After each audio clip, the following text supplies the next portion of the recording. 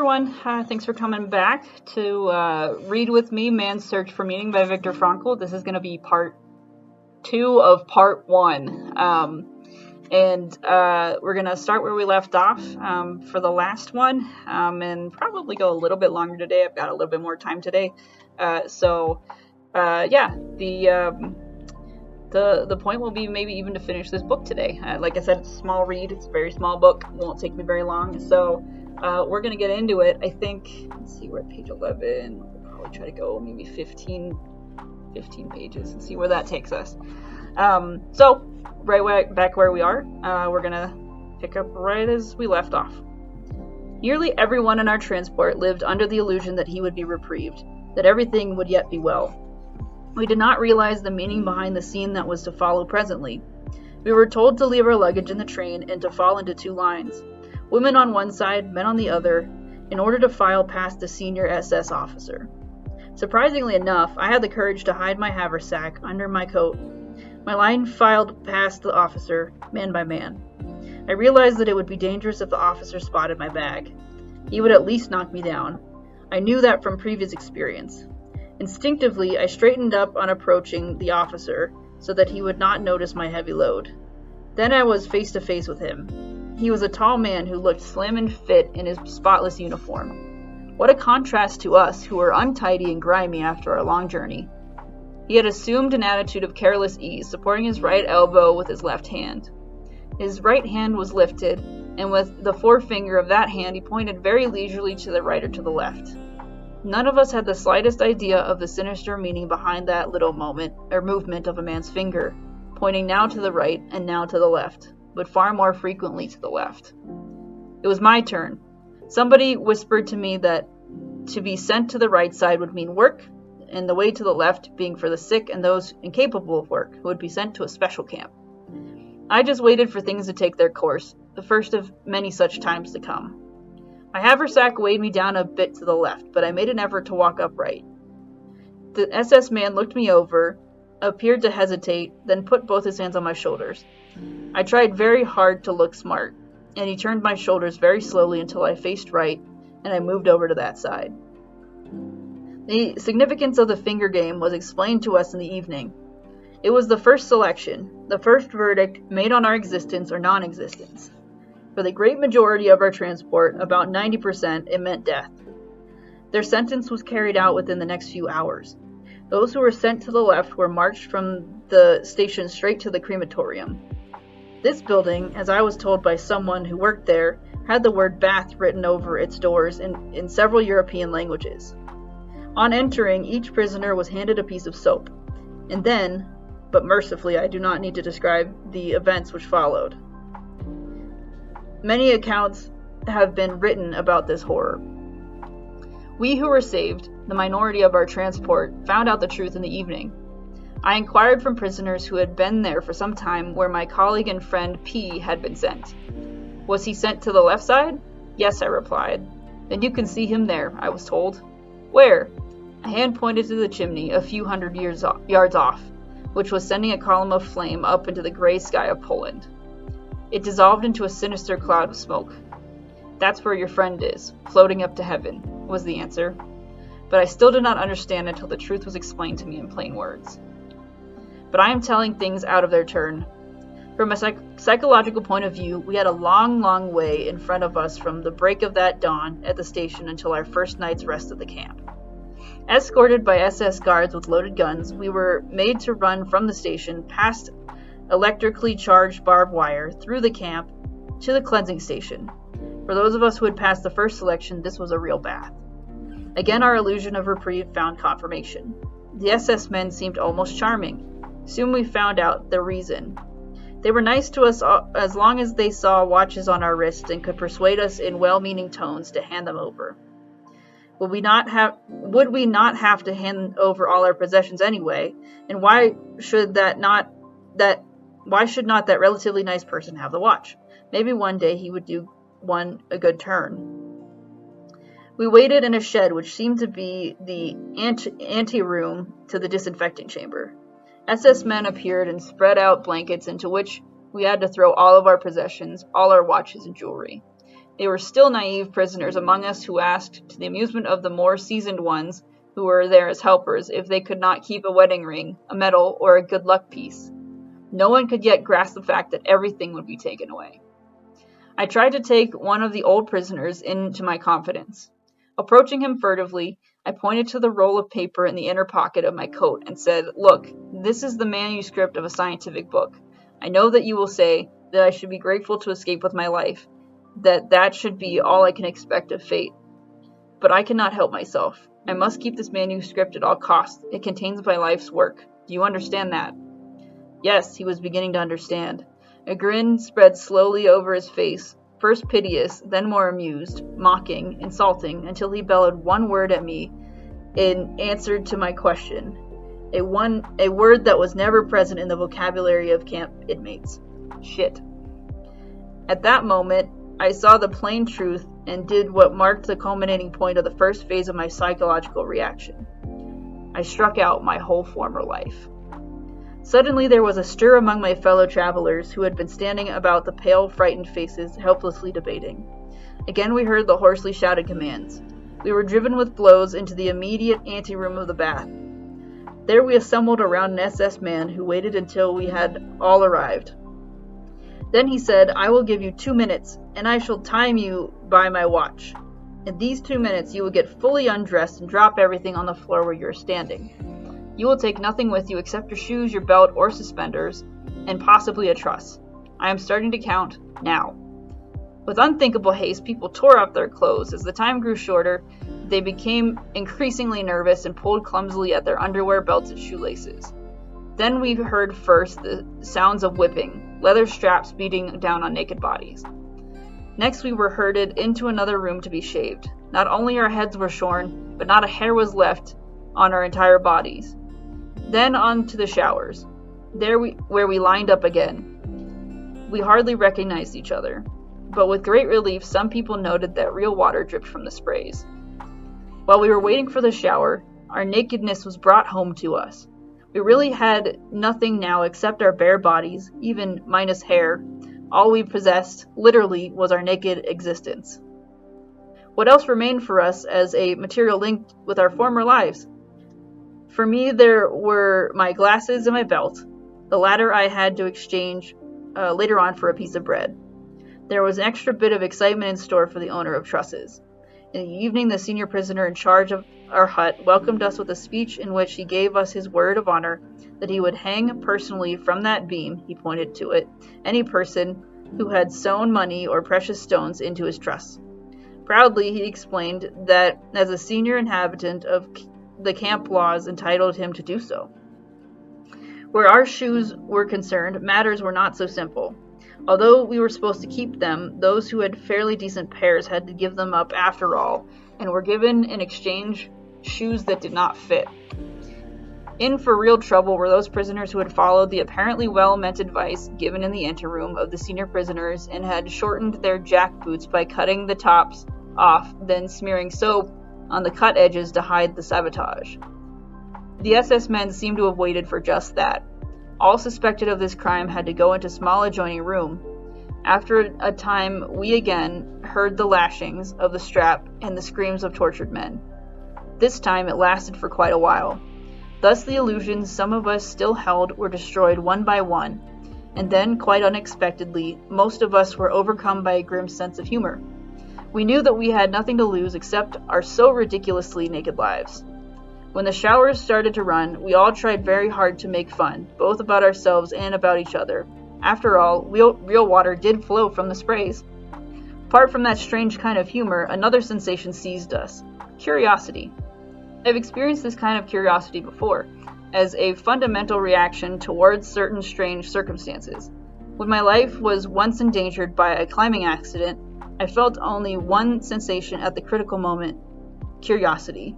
Curiosity as to whether I should come out of it alive or with a fractured skull or some other injuries. Cold curiosity predominated even in Auschwitz, somehow detaching the mind from its surroundings, which came to be regarded with a kind of objectivity. At that time, one cultivated this state of mind as a means of protection. We were anxious to know what would happen next, and what would be the consequence. For example, of our standing in the open air in the chill of late autumn, stark naked and still wet from the showers. In the next few days, our curiosity evolved into surprise that we did not catch a cold. There were many similar surprises in store for the new arrivals. The medical men among us learned, first of all, textbooks tell lies. Somewhere it is said that man cannot exist without sleep for more than a stated number of hours. Quite wrong. I had been convinced that there were certain things I just could not do. I could not sleep without this, or I could not live with that or the other. The first night in Auschwitz, we slept in beds which were constructed in tiers. On each tier, measuring about 6.5 to 8 feet, slept 9 men directly on the boards. 2 blankets were shared by each 9 men. We could, of course, lie only on our sides, crowded and huddled against each other, which had some advantages because of the bitter cold. Though it was forbidden to take shoes up to the bunks, some people did use them secretly as pillows, in spite of the fact that they were caked with mud. Otherwise, one's head had to rest on the crook of an almost dislocated arm. And yet, sleep came and brought oblivion and relief from pain for a few hours. I would like to mention a few similar surprises on how much we could endure.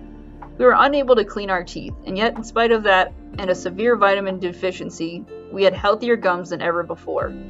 We had to wear the same shirts for half a year, until they had lost all appearance of being shirts. For days, we were unable to wash, even partially because of frozen water pipes, and yet the sores and abrasions on hands which were dirty from work in the soil did not suppurate, that is, unless there was frostbite. Or, for instance, a light sleeper, who used to be disturbed by the slightest noise in the next room, now found himself lying pressed against a comrade who snored loudly a few inches from his ear and yet slept quite soundly throughout the noise. If someone now asked us for the truth of Dostoevsky's statement that flatly defines man as a being who can get used to anything, he would reply, yes, a man can get used to anything, but do not ask us how. But our psychological investigations have not taken us that far yet. Neither had we prisoners reached that point.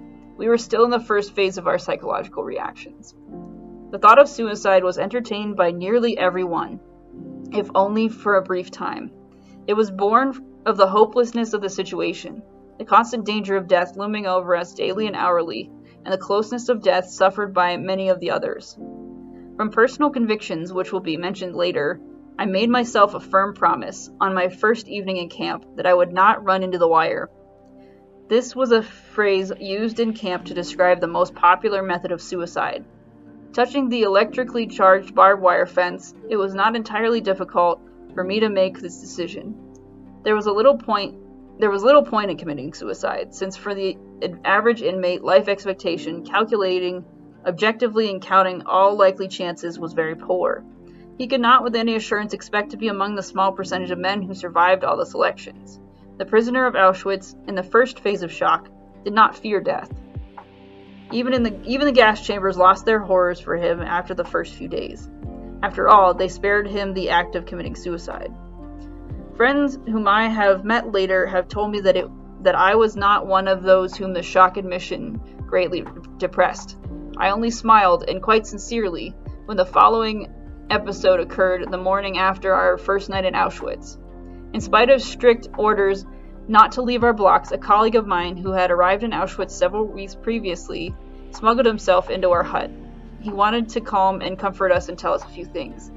He had become so thin that at first we did not recognize him. With a show of good humor and a devil-may-care attitude, he gave us a few hurried tips. Don't be afraid. Don't fear the selections. Dr. M, the SS medical chief, has a soft spot for doctors. This was wrong. My friend's kindly words were misleading. One prisoner, the doctor of a block of huts and a man of some 60 years, told me how he had entreated Dr. M to let off his son who was destined for gas. Dr. M coldly refused. But one thing I beg of you, he continued. Shave daily, if at all possible, even when you have to use a piece of glass to do it, even if you have to give your last piece of bread for it. You will look younger, and the scraping will make your cheeks look ruddier. If you want to stay alive, there's only one way. Look fit for work, even if you limp, because let us say you have a small blister on your heel, and SS man spots this, he will wave you aside, and the next day you are sure to be gassed. Do you know what we mean by a Moslem? A man who looks miserable, down and out, sick and emaciated, and who cannot manage hard physical labor anymore. That is a Moslem. Sooner or later, usually sooner, every Moslem gets to the gas chambers. Therefore, remember, shave, stand and walk smartly, then you need not be afraid of gas. All of you standing here, even if you have only been here 24 hours, you need to not fear gas, except perhaps you. And then he pointed to me and said, I hope you don't mind my telling you frankly.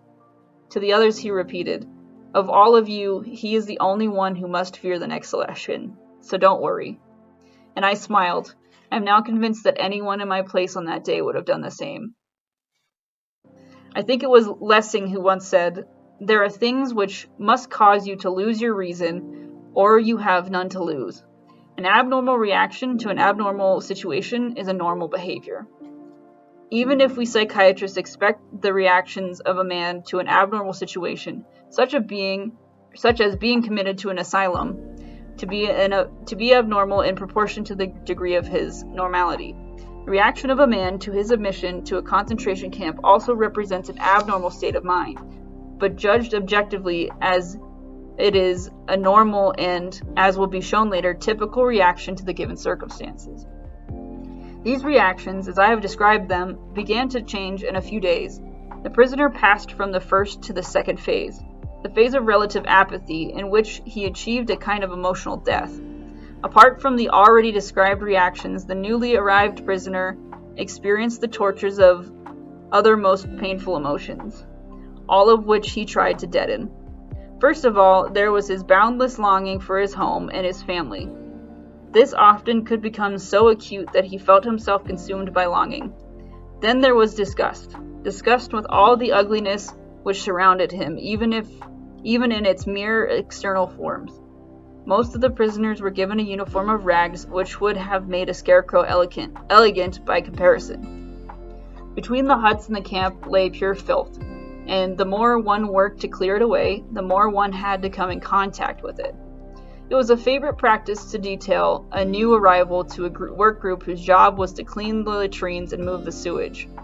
If, as usually happened, some of the excrement splashed into his face during its transport over bumpy fields, any sign of disgust by the prisoner or attempt to wipe it off the filth would only be punished with a blow from a capo, and thus the mortification of normal reactions was hastened. At first the prisoner looked away if he saw the punishment parades of another group. He could not bear to see fellow prisoners march up and down for hours in the mire, their movements directed by blows. Days or weeks later, things changed. Early in the morning, when it was still dark, the prisoner stood in front of the gate with his detachment ready to march. He heard a scream and saw how a comrade was knocked down, pulled to his feet again, and knocked down once more. And why? He was feverish, but had reported to sick bay at an improper time. He was being punished for his irregular attempt to be relieved of his duties. But the prisoner who had passed into the second stage of his psychological reactions did not avert his eyes anymore. By then his feelings were blunted, and he watched unmoved. Another example, he found himself waiting at sick bay, hoping to be granted 2 days of light work instead of camp because of injuries or perhaps edema or fever. He stood unmoved while a 12-year-old boy was carried in who had been forced to stand at attention for hours in the snow or work outside with bare feet because there were no shoes for him in the camp. His toes had become frostbitten, and the doctor on duty picked off the black gangrenous stumps with tweezers one by one. Disgust, horror, and pity are emotions that our spectator could not really feel anymore. The sufferers, the dying and the dead, became such commonplace sights to him after a few weeks of camp that they could not move him anymore. I spent some time in a hut for typhus patients who ran very high temperatures and were often delirious, many of them moribund. After one of them had just died, I watched without any emotional upset the scene that followed, which was repeated over and over again with each death. One by one, the prisoners approached the still warm body.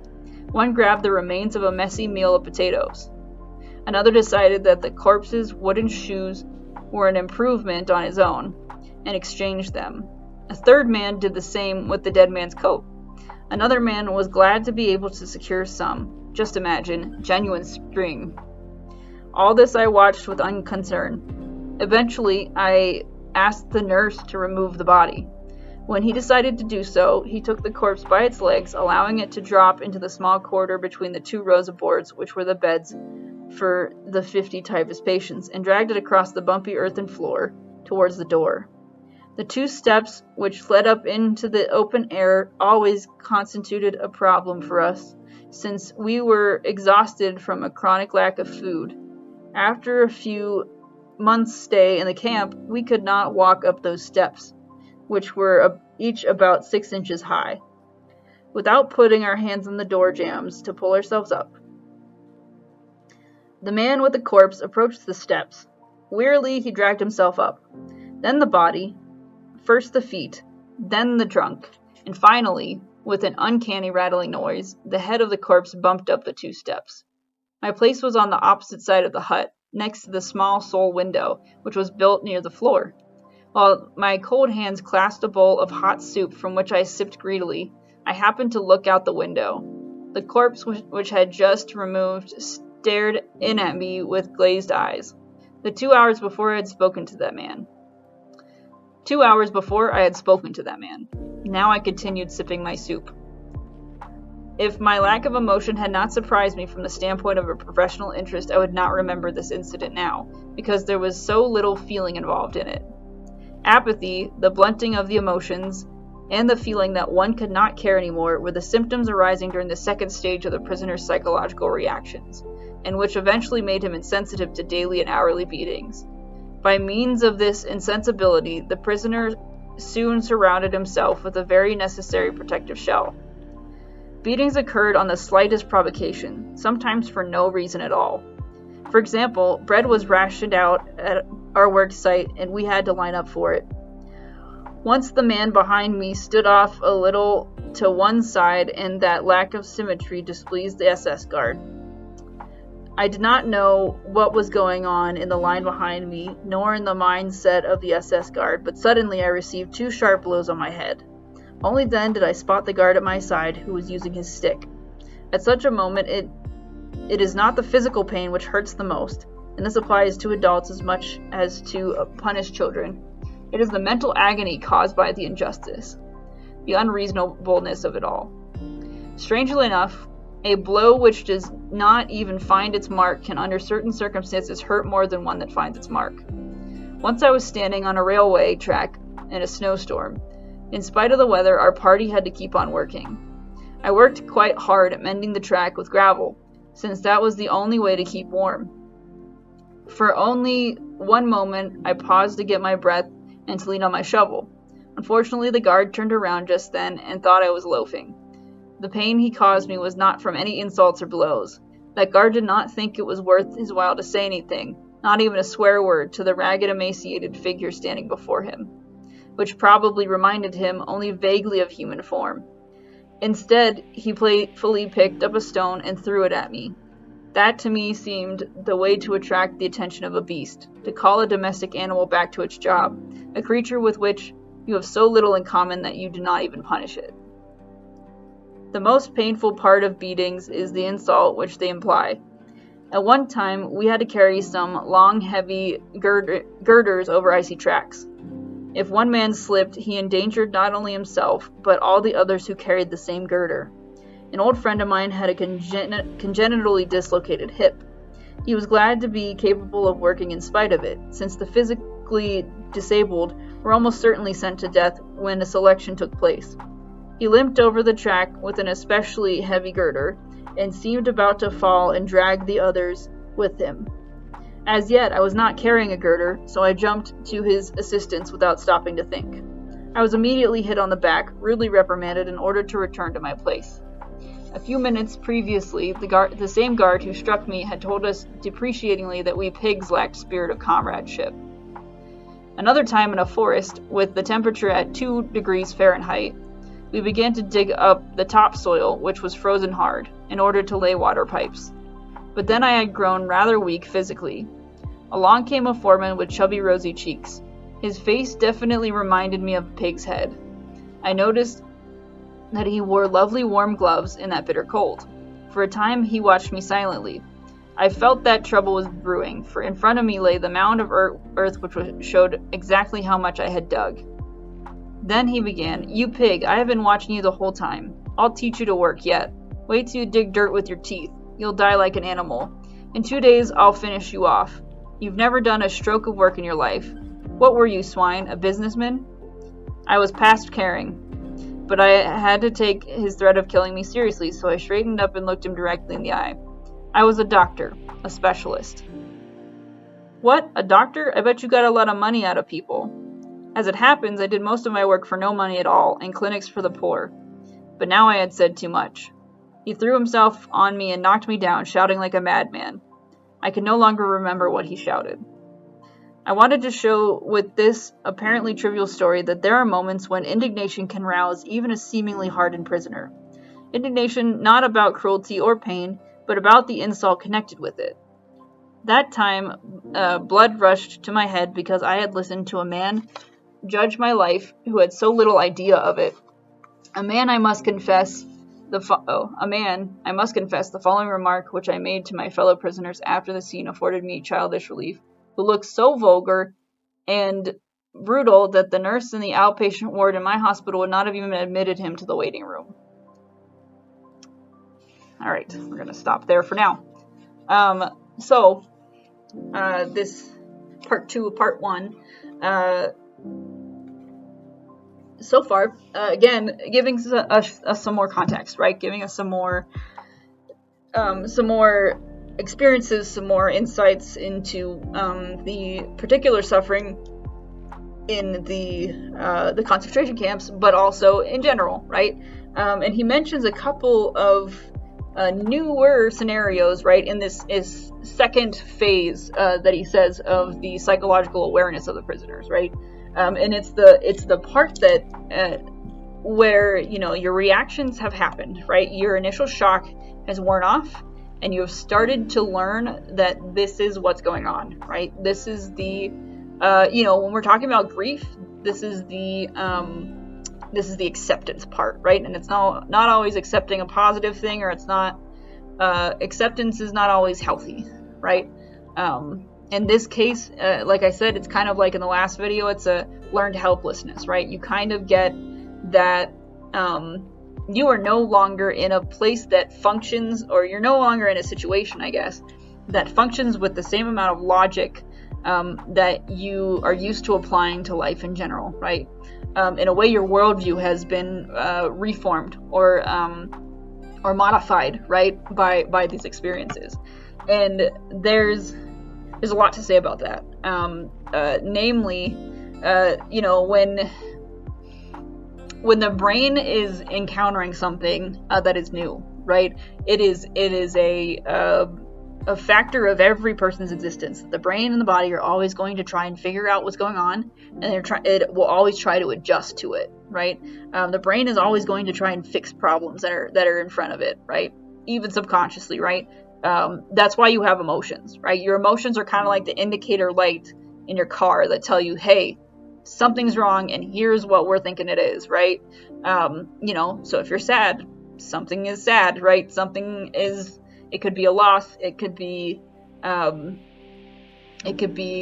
just a new situation, like, that is depressing, right? But you cry because you're sad because the way that you're perceiving your situation is causing that, right?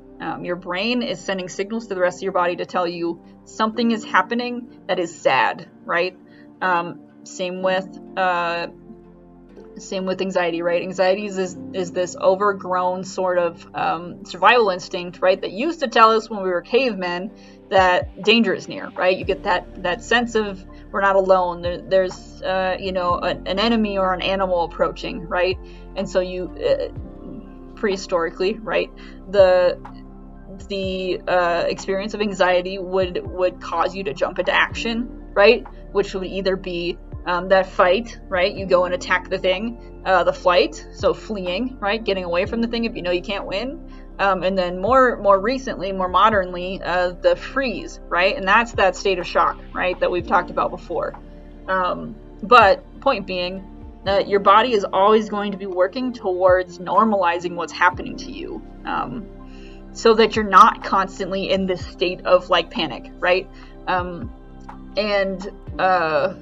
Because truly the energy that it takes to maintain that would kill you, right? So ultimately, right, it would ultimately either kill you or wear you out, or again, in the interest of being a survival instinct, it would make your chances of survival less likely, right? So your brain is going to always try and figure out how to adapt, right? How to figure out what is my situation and how can I survive it.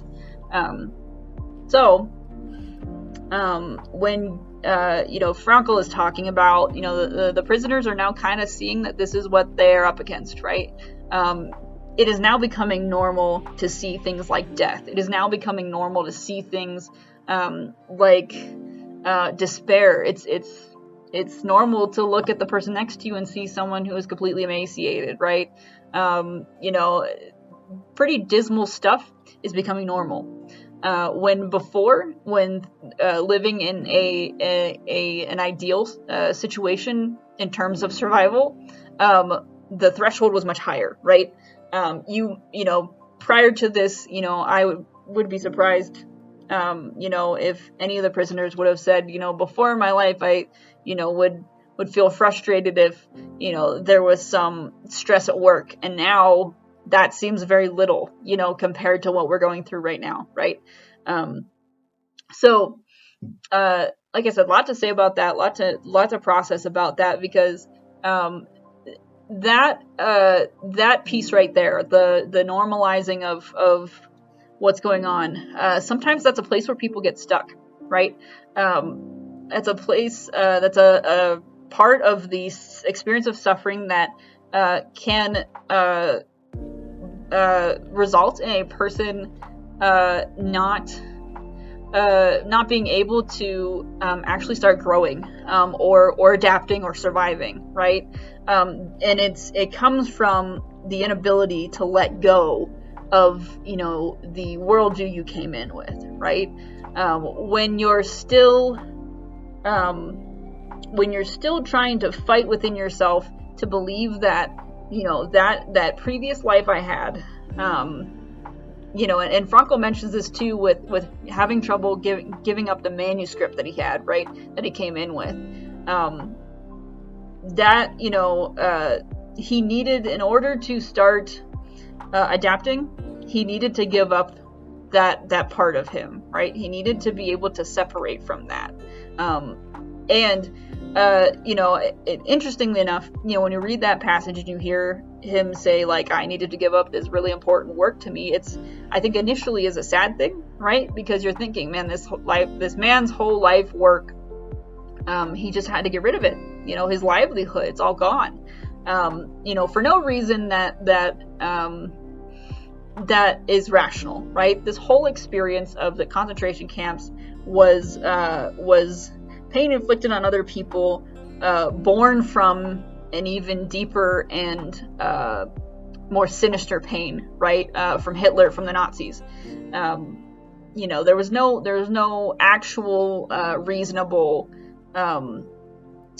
cause for this suffering, of this mass suffering of all these people, right? Anyhow, you see this scene as something that's kind of sad, right? He had to give up his manuscript. But something that Frankel kind of like implies, he wasn't extremely explicit about it, but something that he does imply is that in order to, as soon as he gave up his manuscript, then he was able to begin assimilating, right, to the situation he was in. He was able to start seeing the situation for what it was, right? That delusion of reprieve started to fade away because he was actually seeing the situation for what it was, right? The stripped down version of reality. And that's an important thing to point out. That's an incredibly important thing to point out, when it comes to suffering, because again, like I said, that's a place where people get stuck, right? You're still trying to, you broke your leg, right? You're still trying to live as your leg's not broken, right? Or as if you can still do things with the broken leg that you have that you did before without a broken leg. It is situations like that get us trapped in this this idea that this suffering, which has changed our world, changed our life, even minorly and temporarily, has no possibility of being overcome, right? That's where we get caught in that idea, that thinking that, there's no more for me because the lifestyle I had is now uprooted and changed because of the suffering that I'm in, and therefore I cannot be happy as I was, right? Now we have seen, and even if you go back and read the Success Through Positive Mental Attitude, there's plenty of accounts where people have been in situations of suffering or adversity, and they've overcome that just by adjusting the way that they're thinking about their life, right? And I don't mean to say it's as simple as just having a positive attitude, right? Just think good thoughts, right? It's more than that. It does take work, but in order to overcome suffering, that's what I'm saying.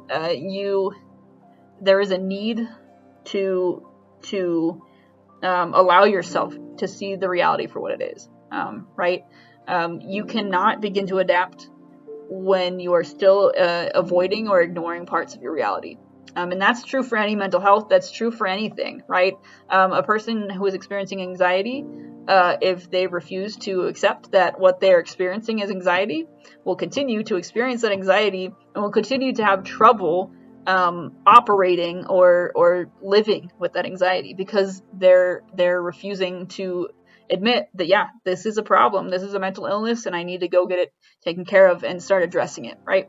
So anyhow, that's the first the biggest part of what I want to talk about with this chapter. And again, it's without making this too bleak, right? Because it's already a really heavy subject to be talking about, specifically within the context of the concentration camps. The idea that a person can suddenly find this horrendous variety and level of suffering in other people to be commonplace, that does something to the brain, right? Obviously, you've changed, the worldview has changed to where, it's either it's not unthinkable anymore, or it is not appropriate to react or to respond emotionally as if this is unthinkable, right? And this is a particularly maybe intentional, but put it this way: the style of governing that was used in the concentration camps, right, was nothing short of just letting a bunch of people in power do as they please, right? And there's a book called the Lucifer Effect that kind of goes more into detail about this sort of thing, and I may read it later in another series, but for now we're just going to keep it with this, which details what makes a good person do a bad thing. And generally speaking, what has been studied in the psychology world about this is that one of the biggest causes of corruption is giving a person in power complete and total power, right?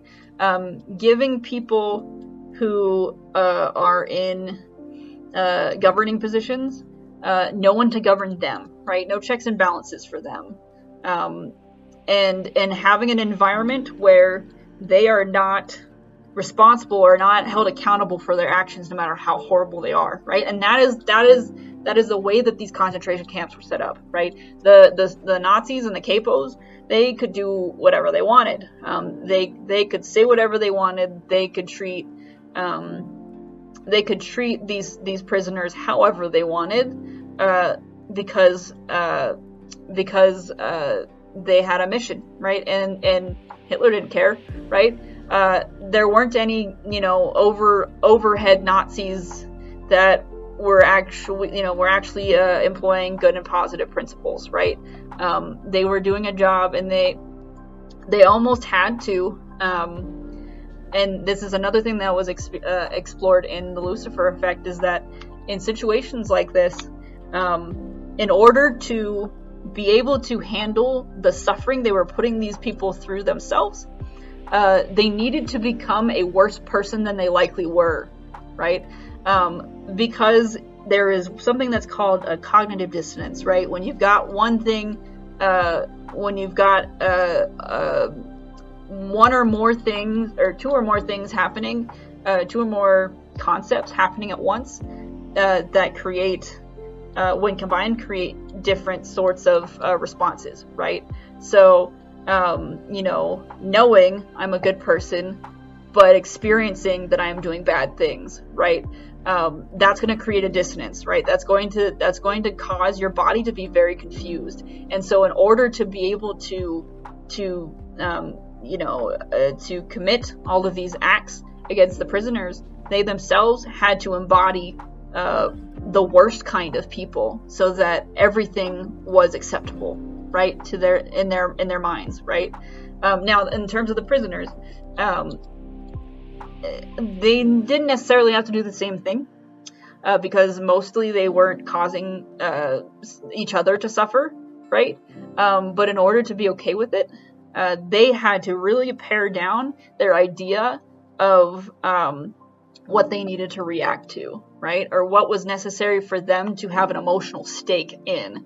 And that too does something for humans, to a human being, because humans are community, are meant to be a community, right? We are built to be people, or creatures of industry. We're built to be people who are working alongside each other, or need each other for various reasons, right?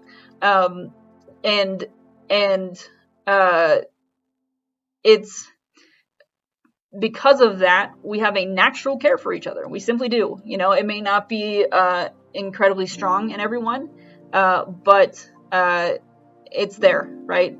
To the point where, generally speaking, the average person will act in a pro-social way unless they were raised or conditioned to do otherwise, right? That's why children, mostly up until a certain point, right? You will see children who will, help each other, right? You don't see racist kids, right? You don't see kids who are, when they're in preschool, they don't care what color skin the other person is, unless their parents somehow teach them that they should, right? So generally speaking, like I said, the average human will have a care or an emotional connection to another person, and especially in a situation, and this is something that I think lots of people know about nowadays, but trauma bonding, right? When you're put in another situation of trauma with another person, you will form a bond with them because of the solidarity of it, right? They are going through what you're going through, and there is a camaraderie, or an emotional connection because of that, right? Because you're not doing it alone, and they're the ones with you, right? We see this a lot, actually, in military training, right? Basic training, when things are particularly harsh, and are, meant to be harsh so that people can learn through suffering, right? And you have people getting starting romantic relationships out of this, because they had such an attachment to each other, that because of the trauma and because of the things that they were put through, that now there is an emotional attachment to them, right? You also see this just in regular friendships too, in boot camp or basic training, where it's, you know, you're someone who's not aggressing towards me. You are someone who is not hurting me. You are someone who is not making my situation worse right now. And so I'm going to bond with you, and that bond is going to grow and become incredibly large, and you're going to feel very close to each other. And then what sometimes happens too, is once the experience is over, the bond dissipates, right? The bond gets less so because now the situation that created it is no longer a thing. So without going on more of a tangent, big points from this section, like I said, a person can be conditioned to do atrocious things, right? The human brain is so strong and so powerful that it can completely reform itself or how it sees the world in order to adapt to what it's going through. And this can be said, like I said, of the prisoners in this camp, but also the soldiers too. It is unlikely that every single Nazi had as much of a vendetta against the Jews as Hitler did, right? Because they too, to a certain degree, were acting under their own sort of prison as well. I'm sure that Hitler did not, shy away from making it known that if they decided they were against him, then they would be the next prisoners as well, right? So that's an important thing. And the other one, obviously, is that again, suffering will teach different people different things, right? And again, it can go from, hey, I don't deserve this life, and therefore I'm going to fight to survive, or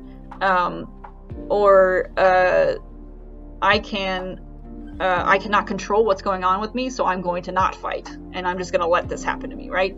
Different people respond to suffering in different ways, and like I said, it's based on how you've been conditioned, right? What you're bringing to this situation. That all being said, before I get into a more philosophical bent on this and take us to another 45 minutes, I'm going to let this go. We can definitely bring that up in the future, but again, thank you for joining me. Thank you for listening to this video again. I hope it's been good so far. This is, like I said, this is pretty heavy stuff, or the context is pretty dismal. So please do me a favor, if you're feeling low and you're feeling the weight of this story, go do some self-care. Go, have a glass of wine, go for a walk, do something, because this can get pretty heavy. So again, thank you for watching, and I will see you in the next video. Take care.